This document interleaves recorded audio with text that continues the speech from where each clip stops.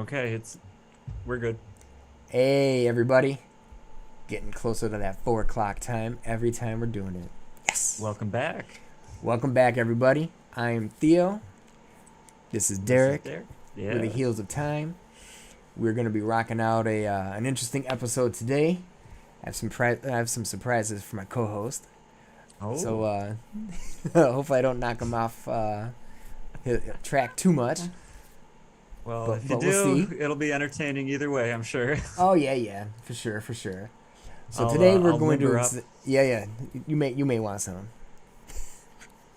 I'll let him imbibe a little bit, or of something since it's blurred, which is okay. Sacrificial grapes. Yes. So we're going back to one of our original characters, Mr. Rand, Oh yeah. Althor, who we're gonna have many episodes because he's many characters in our eye.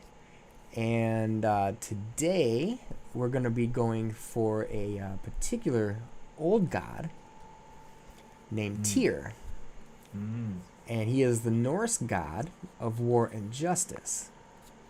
Ah. So today is going to be an interesting one. It might be a long one, and if it gets too long, we may cut it. We'll see. We'll see how it goes. We'll see how the flow is going. Agree with me, Derek? Oh yeah. No, that sounds good because there are a lot of points we're gonna try to hit today. Yes. And like I said, I got some surprises. Oh yeah. So like I said, we're gonna get right into it. So today, Yeah. Tyr, Norse god of war and justice. You're gonna say, well, that's weird. It's kind of like, what is he, like judge, jury, execution? Not quite. So he's actually more on the peaceful side. It's not like he's like Ares, which is pure war, I will murder you kind of thing. Right. Right. He's like, you gotta fight for your rights, Beastie Boys style. Yeah. Yeah. There you go. So he's an interesting dude. So he's potentially, one would say, he's probably the bravest of all gods Oh, no in doubt. the Norse tradition. No doubt. Question being, is he actually Norse? Ooh. That's interesting. Yes. Before we get into it, I'm going to go back. There's not a whole heck of a lot known about him per se. There's only like two poems, if you want to call them poems, two works of art in the Norse tradition of Norse Okay. language of we consider Scandinavian land Okay. of him. Sure. So you're like, oh, okay, well, so we have like little tidbits. It's not like a whole mega story, not like we know bajillions of things of him. Okay. However, there are some historians that actually believe that he came from Germania, which is actually further south. Yeah. And this is where I'm gonna ask potentially some Derek knowledge. Uh-oh. So he's the god of war, right? Yes. Germania. If you know about Germanic tribes, are they kind of warlike? Yes and no. But yes, Greeks were the They kind. were okay. Let me put it this way: from the outside perspective, they were feared and thought to be very warlike. Yes. Vikings. I know it's a little bit further, but if you think about the Viking tribes and Norse people, Yeah, beast mode, very much. warlike, Like quotes. sometimes, in and quotes. sometimes even for hire. Yep, mercs. Hmm. So they were warriors, right? Oh, for sure.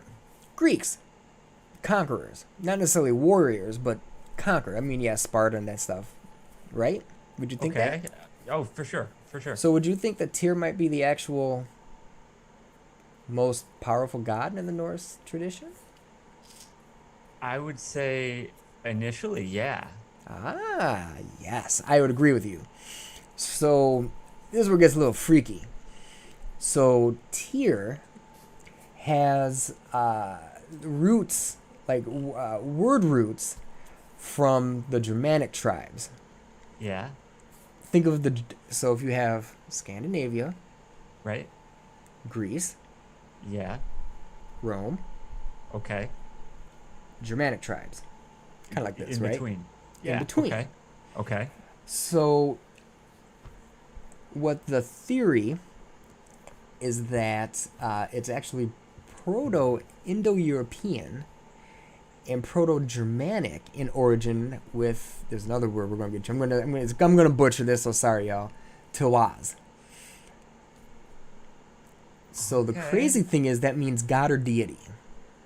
Wow. Okay. I'm with you. Ironically, so Tyr, Norse, that's Yeah. where the word origin is what they're thinking comes from. Germany had their own Tyr. We're not going to Yeah. get into him, it doesn't matter. Sure. However, Jupiter, Roman, Zeus, Greek, potentially, and theory has it that it comes from the same word origin, Wow. Oh, which wow. kind of makes sense because as we're talking about all the different cultures, how similar they are, just a little bit, tweaking it a little bit, Yeah. but it kind of makes sense to me. And if Tyr may have originally been like the mega god Yeah. for the Yeah. Norse religion, Zeus was obviously the mega for Greece, Jupiter was Yeah. the mega one for Roman. Yeah, it kind of makes sense if they had a similar basic language that went That all around that exploded. entire area. Yeah. Oh, Thing wow. is, there's no mega proof of it because there's no written, Mm. nothing written before almost nearly the Viking era about Tyr. So they're Mm. thinking that it was more verbal and he was way older than what people think. I mean, you're still looking at 800 to 1100 BCE, so he's still old school. But they're thinking it comes even Yeah. before that, Oh, wow. and then it kind of morphed. And there's Yeah. not a lot written about him because I don't say he got phased out, but as we're talking about people with, they almost like American gods in like Stars Land. You wane, your power wanes the less people that worship you. So as it goes Right. on, Odin, Thor, Balder, all the other ones became more popular, and Tyr, although extremely popular and powerful, waned a little bit in the storytelling. Hence why he's not in a lot of works, so to speak. That's crazy. That is a little So, crazy. so Tiwaz sounds more like Zeus's proto name. Right. And Jupiter's. Wow. And Jupiter's. Oh, wow. That that is crazy. No, that is absolutely crazy. So I thought that was And kind of like nuts. That wow. was kind of No, my no, like no. little surprise I had for Derek. I just Yeah, wanted to no, see I his like that a reaction about lot. it. I appreciate that. That really rings true to me. I mean, I wasn't there. Who knows? I'm Right, just, yeah, you we could know. be way off and whatever. But I thought that might be a cool thing, and if it's a possibility, But it kind of makes sense. I hope some academics see this to maybe chime in because, I've always kind of theorized that instead of a Mediterranean centric trade system, it was more like a Mycenaean slash in centered trade system with more like Crete being on the edge instead of the center, and their trade system extending far north instead of just south. Because I always thought, well, why would they just trade south? Why not also trade all around them, right? So, I mean that's just one aspect of it. But yeah, oh wow, no, that's something, dude, for sure. Oh man. Yeah, I thought it was pretty dope. So So, it's possible what would too that particular term Tiwaz yeah. was for like their mega god. Mm. And little tidbit, letter T comes from Tyr, like the Yeah. actual Oh physical yeah. letter T. And for people that don't know how we get some of our day names, Tuesday Sure. is Tyr's Day. Tuesday is Tuesday. So it's actually pretty cool. So I wanted to go into that a little bit because I thought that was like really interesting and was actually really potentially a cool thing to talk about. Well, especially for today's episode, someone might wonder, well, why wouldn't, if Rand's the main guy, why wouldn't Robert Jordan make him Jupiter or Zeus? Well, maybe he did. in a roundabout way. right? Exactly. So There we go. cool. So we talked Very about him cool. being a super brave warrior. Yeah. He is like nuts in terms of this, and is very a proud dude, and really stands up for what's right, whether self-sacrifice or whether it's just to keep everybody happy. He knows he's Yeah. going to die. Actually, everybody in Norse mythology knows they're going to die. Ragnarok, right? Everybody knows okay. it's the end of terms, end of days. That's when they basically get exterminated permanently. So the person or thing that brings forth Ragnarok is a wolf, mega wolf. Then we're talking about like not a dire wolf. We're talking like big dog. Like Fenrir. astronomically big. Yes, called Fenrir. Okay. Actually, he's the offspring of Loki.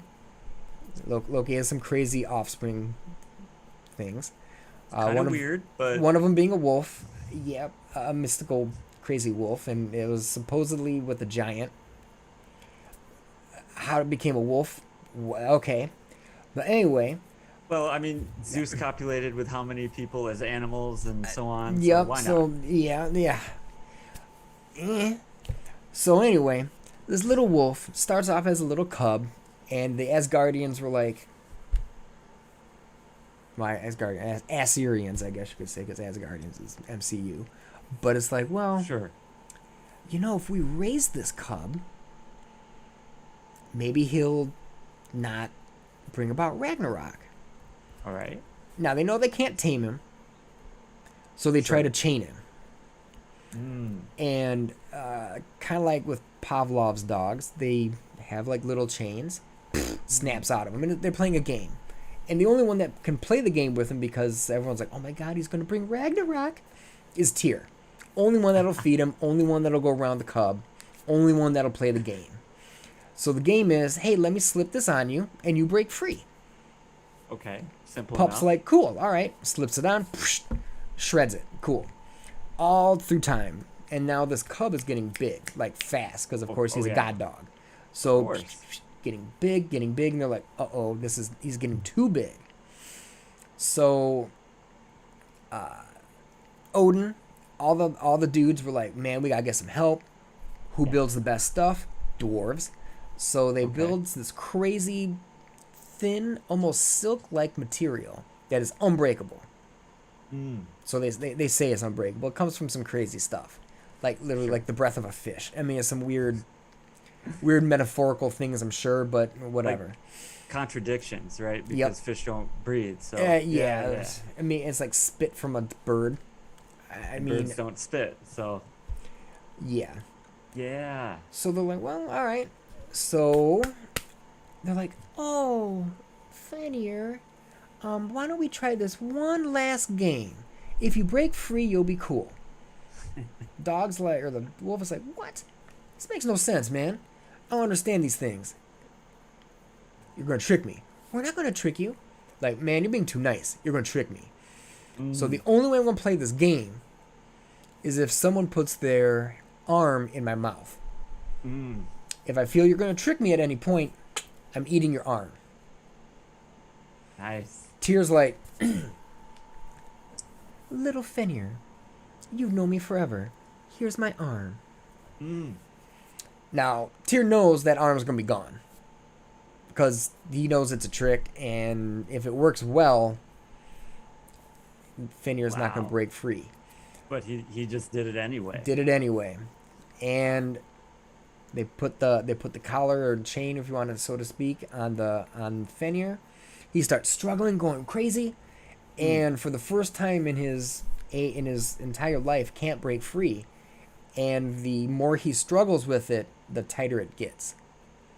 So now he's like, you sons of guns. And then realizes, because they're like, ha-ha, we got you. Huzzah. And he's like, you know what? Screw you guys. Chomp. Tyr loses his arm. And literally, Fenrir eats his arm. So it's like you can't even, like, yank it back to maybe reattach it, doing some magic and stuff. Rough. Toasted arm. Peace. So... But he knew this going into it. He straight For up knew sure. it. As soon as Ragnarok starts, Fenrir breaks free. There's another mega giant wolf. They like wolves. And Tyr knows, well, I got to battle this wolf, bro. Name is Grin or something like that. And he knows he's going to get taken down. But at the same time, he knows he's got to stop this wolf. So they kill each other in battle in Ragnarok. But he knows this all ahead of time because it's been foreseen, and that's game, set, match. That's He that. knows this. So Tyr, getting to some of his lineage, was most likely the son of Odin, a.k.a. the Allfather, king of the gods. There's some other potential theories, but nah, we'll say Odin because it's so nice. Yeah, we'll go with that. We'll go with that. Which means he's a half homie of Thor, Balder, a couple other people that may not be as well known, Vale and Vidar, as well as Heimdall. People may know that, and a few others, Hodar, Brigi, and Hermod. But he's of royal lineage. Yeah. Again, that was like later on works. I still think he's older than that. I think he Sure. actually, I wouldn't say is like the Allfather, but I think he's actually in power struggle. If we could get back further and further back, Yeah. I think he predates Odin. Yeah, in no, I dig terms that. of mythology, not necessarily in power and all that kind of stuff, because religions and worship changes over time anyway. So Well, by that the makes time, sense to me. Let me just chime in. And yeah, say go that, for it, bro. That makes sense to me for this reason. Even though Odin is like the Allfather, he's also the Wanderer. Right. So that'd be like kind of like saying, referring to our older episode.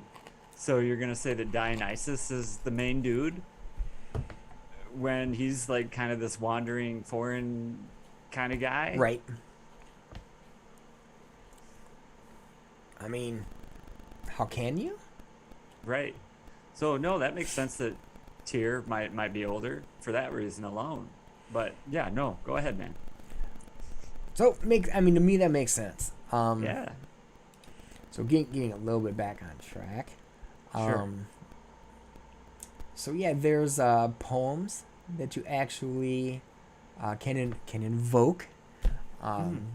You must know victory runes. If you want to know victory, carve them into your sword hilt, on the blade guards and the blades, invoking Tyr's name twice.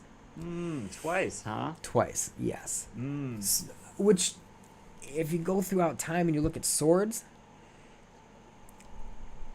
a lot of cultures wrote on their swords, right?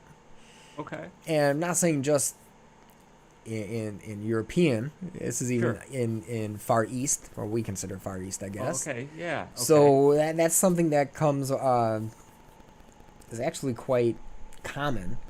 Maybe not all the other things, but it's pretty interesting. Because I know Derek will get into that part. In terms of Rand, and you say, okay, why would you put him on a sword? Well, again, he's the Norse god, right, of war and justice. Well, he's the guy. He's literally sword. So that's his weapon of choice. The stabby kind. It's magic. The one that he has is magic. I'm going to butcher this name too because I'm no Norseman. But Tifring, something like that. Okay. Hopefully people know it. Just he's got a magical sword made by dwarves. Sure. And sounds like he was kind of right-handed at first. Does his thing. He puts his right hand into Fenrir's mouth and gets that chomped. But he's so skilled, he learns to fight with his opposite hand, just as skilled. So it's actually pretty cool. Yeah. And again, in theory, you could almost say, since if Odin did sire Tyr and Thor, you can't really say Loki, but some of the other ones, Okay. it's potential that Tyr was kind of usurped by Thor in terms of like lineage, because Thor is going to be the next one up. Thor, Odin's son. Okay. Sure. Technically, Tyr, you could say the same thing. It could be Tyr Odinson, Mm. but Okay. there can only be one king. So Sure. over Yeah. time, the Thunderer became more prevalent than Tyr, Mm. and I think that, at least in my scholarly hypothesis, is I think Yeah. Tyr was more powerful at first. Yeah. For some reason, he waned out. Odin became the All Father. They kind of did a reboot, Yeah. refathered everybody, got a different lineage, and then Tyr kind of dropped off as just being this super brave dude. But Mm. Thor is like the epitome of mega Bravery strength, and, power, like, manlyhood and beat that booty, Mm. smash you with the hammer, bring the Yeah. pain with the thunder, wind, Yeah. all that kind of stuff. And Tyr is just cool dude, crazy powerful, but all he is brave. I mean, not saying that that's a bad thing, because that's awesome to have in battle, of course. Right. But in terms of like being a tank and just going in and plowing through your enemies, being brave Yeah. doesn't really. I mean, it matters, but It's not quite enough though. yeah, it's not as good as like zzz, boosh, and then smashing like 300 people down with a bolt of like thunder or lightning or whatever. Right. So right, I think right. that kind of shifted. Yeah. In my humble opinion. I mean, I could be totally loopy or gone, but that's how I think of Tyr, and I think that there's a little bit of coincidence potentially that I think Rand is kind of like him in Okay, certain yeah. ways, both physically and mentally. So Yeah. Derek, what do you think? Do you think I'm far off? Oh no, not at all. And I want to start off by kind of dispelling a rumor that's been going around that Rand is Thor.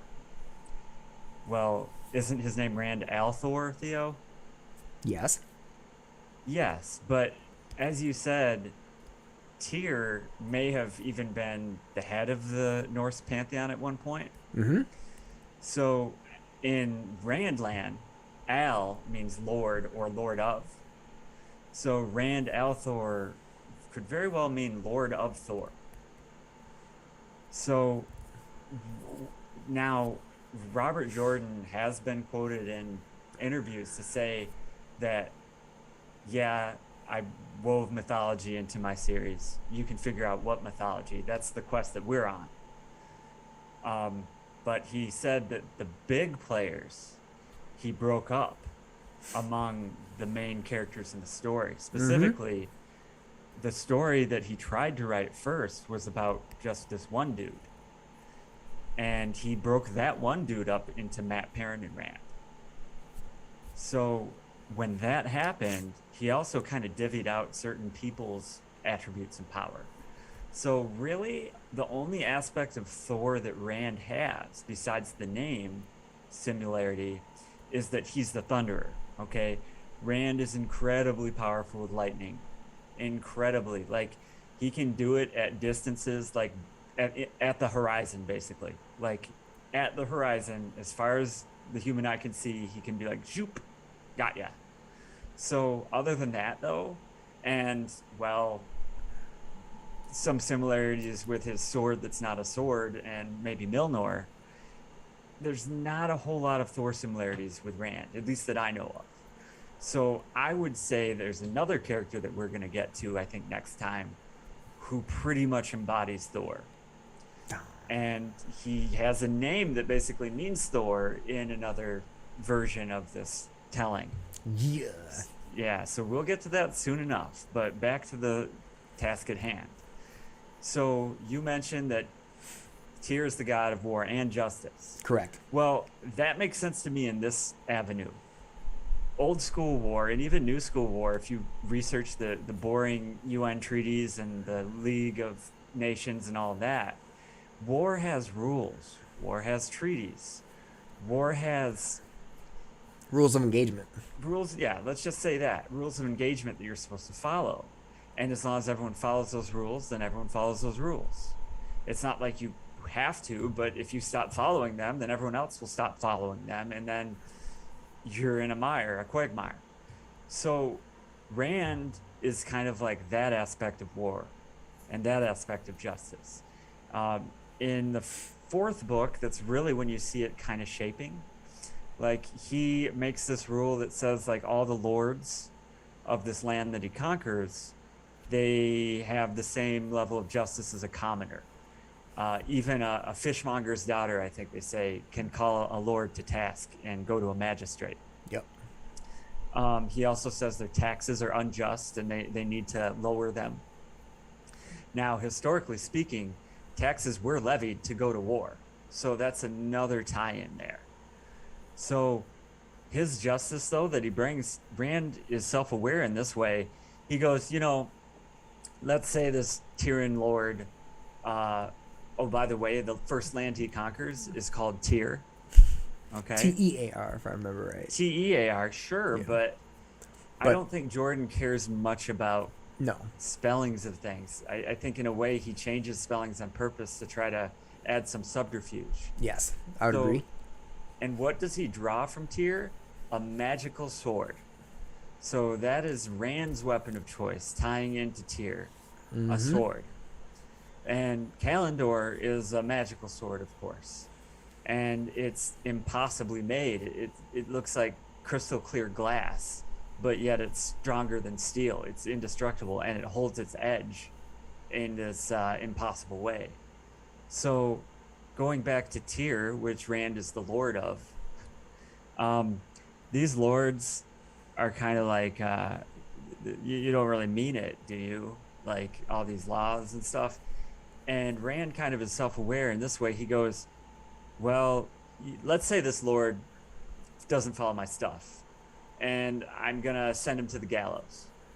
Is that really justice? Is he really going to die for being such a piece of it his whole life and doing untold things to these women and possibly children and, murdering people and just being a cheat and a liar? No, he's going to die because I said so. And he doesn't mean that like in an arrogant way. He means that in kind of a sad way. Like, where was justice before me? And now I'm the only kind of justice there is. So it weighs kind of heavy on him.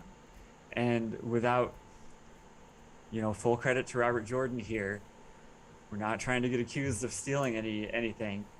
But a common phrase is, death is as light as a feather, duty as heavy as a mountain. And that's something that really rings true in Rand's ears, which makes me again think of justice, right? So, and I could elaborate more on that. Another land he can't conquers, he applies the death penalty evenly, even so that he has to send one of his like main dudes to the gallows. And he's more like sad when it happens. He's like, well, why'd you do this? Why? You know what the consequence was. Just because you're my buddy, it's not like I can change that. Yep. And so there's stuff like that. So now, skipping a little bit, this is probably going to be a little out of sequence. So Tyr, you said, had to give his hand away, right? His sword hand away. Yep. Well, Rand does a similar thing. Off the top of my head, I can't be for sure if it's his right or left hand, but it doesn't matter because the type of sword he uses is a two-handed sword. So there's this part, and it's kind of a juxtaposition. Rand gets fettered. He gets chained instead of the wolf. And to escape it, he uses this weird connection that he has to kind of draw this, let's just say, unearthly or ungodly power, so to speak. And the person's dead shocked and surprised. So he gets out of that, and he's just like, what? His hand gets blown off by a fireball. Not so much a wolf's mouth, but when he looks at it, he's just like, so be it. It had to happen. Whatever. It's kind of the opposite. It's kind of like a nihilist approach, but let's just say he's going through some stuff during this chapter.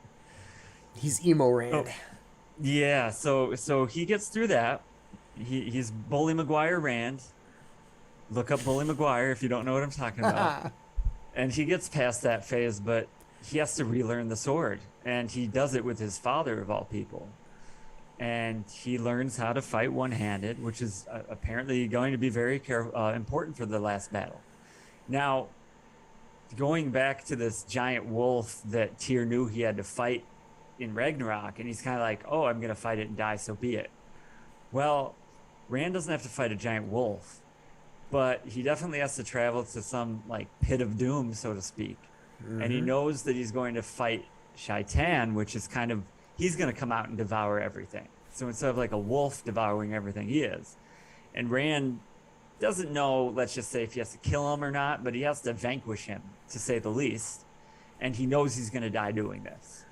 And he's just totally okay. I'm not going to say he's like happy about it, but he's totally like, well, this has to happen. It's his duty. And it's his duty, exactly. And he sees it that way. He sees it like, well, if I don't do this, everyone's going to die. And he's a human, so he has emotions at some point earlier in the story where he's like, well, if I have to die, what difference does it make? Why should everyone else get to live? But he overcomes that, and he goes to this duty of his, fully aware of what's going to happen. So he now what's interesting is on his way, so to speak, or before, speaking of like being the god of justice and war, is he makes a treaty with the biggest other war power in the whole world, and he signs this deal with them, and it's called the Peace of the Dragon. So now going back to wars being like Viking wars back in the day, the rules of engagement would be drafted up, signed on a parchment, exchanged with your chieftains or whatever they did, and these are the rules. So that's very much what he does. This is a character that goes about making treaties. His time in Tyr, he learns very much about levying taxes and making treaties and making deals with other nations, and he handles things very deftly and very, very much in the theme of being a very witty statesman, where openly he's doing one thing, but if you think about it a second time, you go, oh my gosh, because he did this, his 7 greatest enemies will be out of the country. They can't plot to assassinate him now. And they probably won't live anyway. So all the rewards he promised them, they're not really going to see. He's brilliant when it comes to that. So going a little bit further, the poetry that you mentioned about Tyr, right? Mm-hmm. About twice marking your sword. Yes. With his symbol, right? Yep. So this is hands down. I don't see how someone can argue their way out of this paper bag. Pun intended there. Yeah. But he has this prophecy that says that Rand will be twice marked, twice and twice marked, twice with the heron, and twice with the dragon.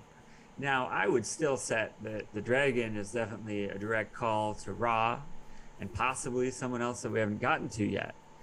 But the heron marks on his blade, that's definitely Tyr. I'm not saying that has to do with Norse mythology, herons, or anything like that, but just the marking that he gets, the twice marking, is like the twice marking of victory. And I say this because the Tyr or the heron marking in Wheel of Time symbolizes a blade master or someone that is victorious in battle. So marking yourself twice means that you're going to be victorious in battle. So that's pretty much Tyr. I mean, would you argue that, Theo? No. I think that mean when we brought that little poem up, I was like, wait, that kind of rings a bell here. So. Exactly. And again, I hope this is okay, but I mean, there's a Robert Jordan must have known about that poem, because he makes a poem in the prophecy. So similar. And it's twice and twice shall he be marked, twice to live and twice to die, once the heron to set his path, twice the heron to name him true, once the dragon for remembrance lost, twice the dragon for the price he must pay. So now Tyr definitely pays a price with his hand. Mm-hmm. The twice marking on your sword makes you victorious in battle. It just seems very, very close to the vest in my estimation. It's secret, but if you open that up and take a look, it's right there. Yes. Let me see. What else do we have? Actually, man, that might actually. that about sums it Yeah. up. Oh, that's right. No, I did mention Tyr already. Yep. The first place he conquers and the Yeah. sword and all that. So yeah, I think we found quite a few similarities. Rand. I kind of in a side way mentioned this, but Rand also is a blade master. Yep, you did. You So mentioned that. yeah, so that matches up with Tyr. Absolutely. Absolutely. So what do you think, Theo? Oh no, there is one thing. Oh. There is one thing. What you got? What you got? So check this out. Lay This some is a little knowledge. known. This is a little known fact for you. So, according to some people, an old name in Norse for gods is Tavur. What are the Oh. Okay. I know where Yeah. you're going. I know where you're going with this, I think. Yeah. So what are the three heroes referred to in Wheel of Time? They're Tavuran. Mm-hmm. So it's like a little wink and a nod that they're gods. Well, and it also Yeah. goes back to saying when he was at one person, then split to three. You know what? Oh my gosh. So they. Oh wow. So let me elaborate what my. Man, you just put a mic what my drop on host me. just I think I said. just like flew one out back at you. Yeah, no. Let me elaborate. So if Tyr or Tiwaz was the one god of the pantheon of ancient Norse, and he split into Odin and Thor, well, Rand, being Tyr, splits into Matt and Perrin. Mm-hmm. And three. you definitely have an episode coming up that shows that Matt is Odin. And we definitely have an episode, spoiler alert here, that Perrin is a form It's of somebody. Thor. Well, We're gonna say, gotta say somebody, man. Can't give I'll everybody say- everything. Well, hey, I didn't name the name. That's true. Yeah. So, what do I mean by that? Well, you'll see. Yes. All right, you want to take it from here? Yeah, man, this is cool. So I think today we dropped some knowledge, hopefully proper. If someone has a different theory, or of course if they want to add or they notice something, please let us know. We're not all knowing, omnipotent beings. It's all opinion and all possibilities. So to sum it up, do we think Rand is straight up Tyr? No. No. As we've said, he's a combo of characters. However, physically with the one arm, blade masters, victorious, excellent with justice, and justice in their own mind, not necessarily warmongerer, but in terms of war to bring about peace and to bring about the justice, Right. as like a necessary evil, I guess you could say. Sure. Both have duties, both know what their destinies are going to be, and both openly try to fulfill their destinies as best as they can, knowing full well that in the end it's going to mean a sacrifice of themselves to bring about what needs to be done. Yeah. So I think that that's a very good similarity. I think Robert Jordan definitely has done his research on this one, and I think he definitely drew some really cool things, and hopefully you guys enjoyed this episode. I know we enjoyed researching it because there was a lot of stuff that were like, oh my gosh, dings and like light bulbs and going with different directions. And like I said, we did our own research after we got together, and it was like, I got a surprise for you, and it's like, I got a surprise for man. you, and man, we didn't even crazy. rehearse it. We're just like, dudes, let's just see what happens and roll with it. So hope you guys enjoyed it. Like I said, this was probably one of my favorite episodes. I know I keep saying that, but as we delve deeper, this gets into some cool stuff. Oh, I so- think this was a really good one. In the end, I hope everybody enjoyed us. Like I said, if we are the Heels of Time. I'm Theo. This is Derek, and catch us next week for I almost said AM. That'd be terrible. That's And definitely 4 p.m. Please do us a favor. Hit the subscribe button. Like smash us. the like button. We need that so that we can be here next week. So Exactly. please do that for us. And tell your friends. Hopefully they dig it. Yeah. All right, y'all. In the meantime, have a great rest of the evening or a great week. See you